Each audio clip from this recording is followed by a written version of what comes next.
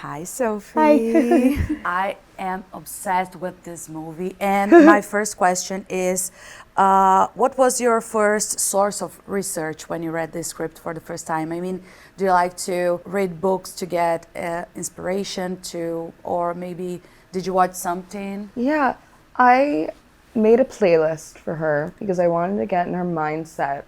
And there's this British band called Broadcast that I was listening to a lot, and I sent to the director. And that helped me kind of get in the mindset. And then I made a mood board because I had a very specific vision. I wanted her to look very 60s. I went into the costume fitting and I was like, we need the headband. Yeah. Just like everything had to be very tight and fit and like kind of Perfect. uncomfortable. Yeah, very perfect. Yeah. But there was something about the 60s that felt right, that felt like this heightened, like idealized woman in that time that felt right. Without giving any spoilers, but I really need to talk about the candle scene. It was very intense to shoot it. Tell me about it, please. It was intense. It was very technical. And really, I remember the day after my hair and makeup people sent me photos. It was a fake arm that they had Okay. built. So in reality, it was pretty silly.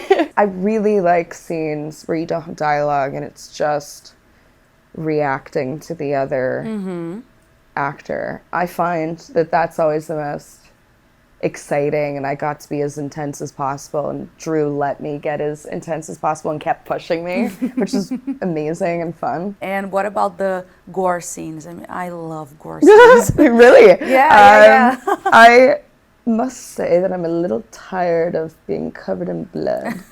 And that was the bloodiest I've ever been. And let's talk about the dynamic with Jack Quaid.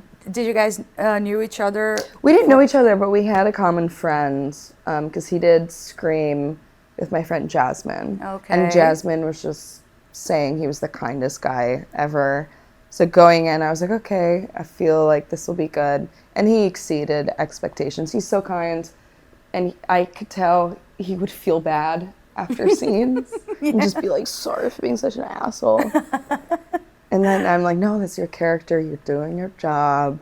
We're doing our jobs. Okay. It's okay. No, you're not that way. Do you remember any particular scene that was maybe emotionally challenging or physically challenging for you? The big reveal scene, kind of midway, maybe 20, 30 minutes in the movie, was one of my audition scenes. Really? And I always have a weird, it was definitely the most difficult audition scene I've ever had in my life because there's so much technicality and there's so much happening in that scene.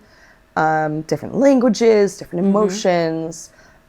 Shooting that was stressful, and I have a weird relationship with doing audition scenes in movies because you've been practicing it for so long and you've done it in this way, but now you have to like react with another person and now it's real.